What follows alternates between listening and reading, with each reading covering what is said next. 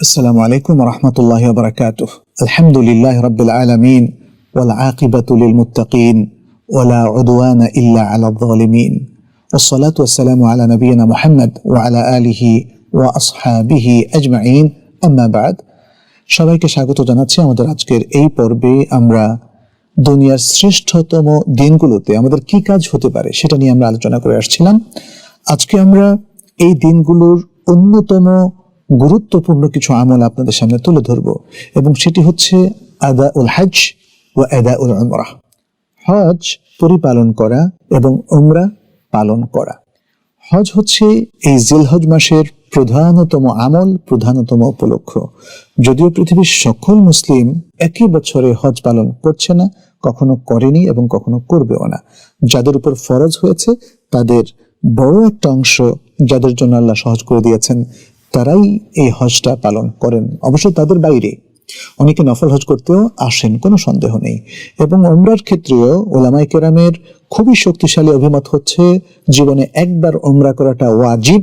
সুতরাং সে উমরাটা যারা পালন করতে আসছেন অথবা নফল হজের পাশাপাশি নফল উমরা যারা পালন করতে আসছেন, সবার জন্যই কিন্তু এটা একটা বিশাল সুযোগ। আমরা সেভাবে জিনিসটাকে দেখছি। তবে শিরোভাগেই যাদের উপর হজ ফরজ হয়েছে তাদের কথাই আগে চলে আসবে। মহান আল্লাহ সুবহানাহু ওয়া তাআলা তিনি সূরা আলে ইমরানের ৯৭ নম্বর আয়াতে ঘোষণা করেছেন, ওয়ালিল্লাহি আলান নাসি হিজ্জুল বাইতি মান ইসতাতাআ ইলাইহি সাবিলা ওয়া মান কাফারা ফাইন্নাল্লাহা গানিয়্যুন আনিল আলামিন। আর আল্লাহর জন্য মানুষের উপর বাইতুল্লাহর হজ করা ফরজ, যারা তার সামর্থ্য রাখে। আর যে অস্বীকার করলো, কুফরি করলো, সে আমল পালনে অস্বীকৃতি জ্ঞাপন করলো, কুফরি করলো, তাহলে আল্লাহ তাআলা সকল জগৎ থেকে, সকল সৃষ্টি থেকে বেনিয়াজ, অমুখাপেক্ষী। এই আয়াতটি স্পষ্টভাবে হজ ফরজ হওয়ার ঘোষণা দিচ্ছে। এবং আমরা রাসূলুল্লাহ সাল্লাল্লাহু আলাইহি ওয়াসাল্লামের অনেকগুলো হাদিস থেকে হজ ফরজ সেটা জানি।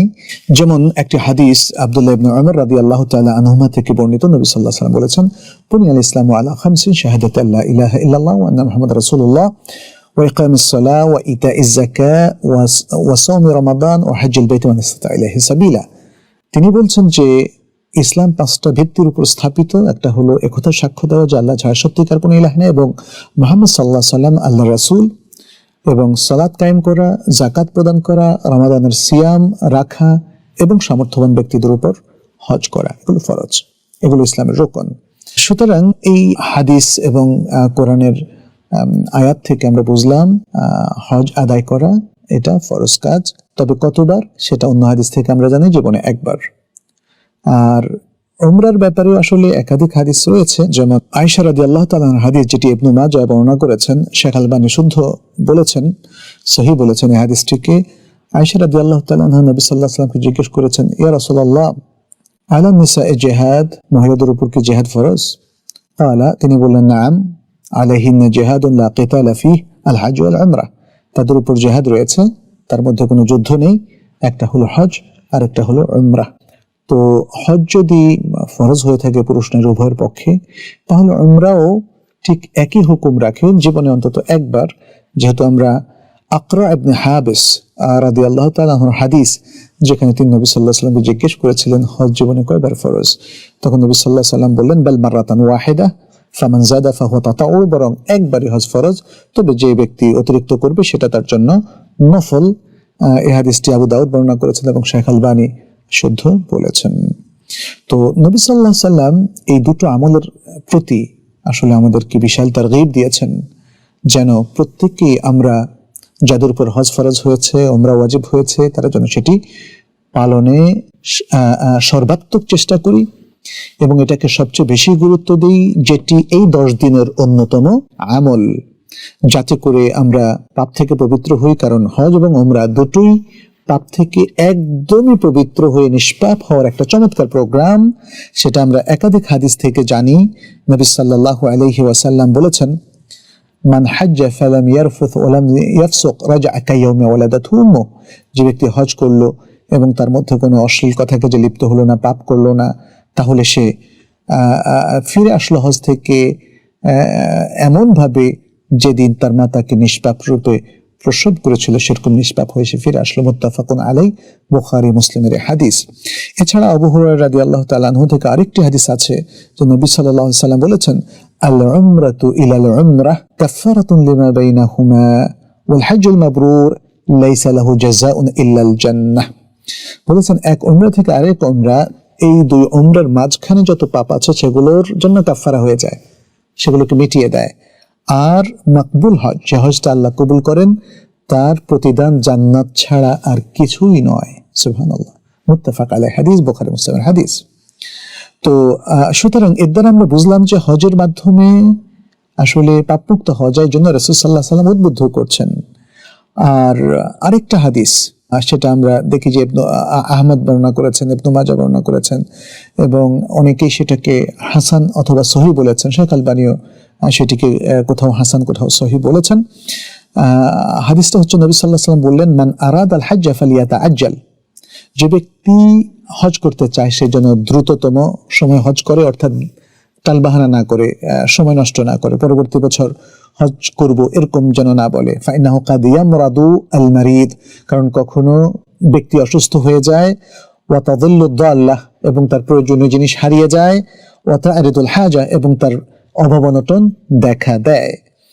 তো এটা একটা সহিহ হাদিস আমরা জানলাম। এছাড়াও যে ব্যক্তি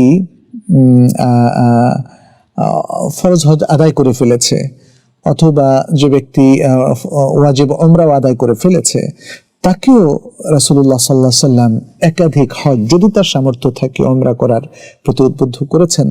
এবং তিনি যেমন বলেছেন, তাবিউ বাইনাল হজ্জি ওয়াল উমরাহ, তাবিউ বাইনাল হজ্জি ওয়াল উমরাতি ফাইন্নাহুমা ইয়ানফিয়ানিল ফাকরা কামা ইয়ানফি আল কিরু খাবাথাল হাদিদি ওয়াল যাহাবি ওয়াল ফিদ্দাতি ওয়া লাইসা লিল হজ্জিল মাবরুর সাওয়াবুন ইল্লাল জান্নাহ। ইমাম আহমদ বর্ণনা করেছেন, ইবনে মাজাহ এবং তিরমিজি হাদিসটি বর্ণনা করেছেন, এবং সহিহ সুনান আন-নাসাইর মধ্যে শেখ আলবানী হাদিসটিকে সহিহ বলেছেন। আর অর্থ হচ্ছে, তোমরা একের পর এক হজ এবং উমরা করো, অর্থাৎ হজ তারপর উমরা, হজ উমরা, এভাবে একের পর এক পালন করতে থাকো, কারণ এই দুটো দারিদ্র্যকে দূর করে দেয়। যেভাবে কাপড়ের আগুন যেভাবে লোহা, স্বর্ণ এবং রূপার ময়লাকে দূর করে দেয়, এবং মাবরুর হজের সওয়াব বা প্রতিদান জান্নাত ছাড়া আর কিছু নয়। তো আমরা এতগুলো কথা বলার উদ্দেশ্য হচ্ছে, হজ এবং উমরা এই সময়ের বড় ধরনের আমল, এবং যারা হজে যাবেন তাদের পক্ষেই সেটা সম্ভব। ইতিমধ্যে যারা হজে অবস্থান করছেন, আলহামদুলিল্লাহ, আমরা তো এখন জিলহজ মাসে অবস্থান করছি, 1441 সালের এই জিলহজ মাস। তো তারাই হজ করবেন, তাদের জন্য এটা নির্ধারিত। যদি আমরা জানি এই 1441 সালে খুবই স্বল্প সংখ্যক হাজি সাহেবরা হজ করার সুযোগ পাচ্ছেন, যারা সৌদি আরবের ভেতরে অবস্থান করছেন তাদের জন্য সুযোগটা উন্মুক্ত, কিন্তু অন্যদের জন্য উন্মুক্ত নয়। কোভিড-19 এর কারণে, নভেল করোনা ভাইরাসের বিশ্বব্যাপী মহামারী সংক্রমণের কারণে এটা সম্ভব হচ্ছে না। তারপরে আমরা বলবো যে আল্লাহ যেন যারা হজে এবার আছেন তাদেরকে হেফাজত করেন এবং তাদেরকে সুন্দরভাবে হজ পালন করার তৌফিক দান করেন।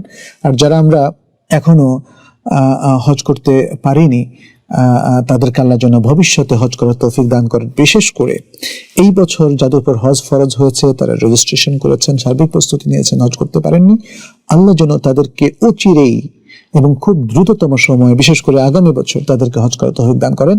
সেই দোয়া আমরা আল্লাহর কাছে করে, এবং আল্লাহর কাছে আমাদের সবার জন্য ভালো কাজের এই সময়টা কাজে লাগানোর তৌফিক কামনা করে এখানে শেষ করছি। হাদা সাল্লাল্লাহু আলা নবিয়িনা মুহাম্মদ ওয়া আলা আলিহি ওয়া আসহাবিহি আজমাইন। আসসালামু আলাইকুম ওয়া রাহমাতুল্লাহ।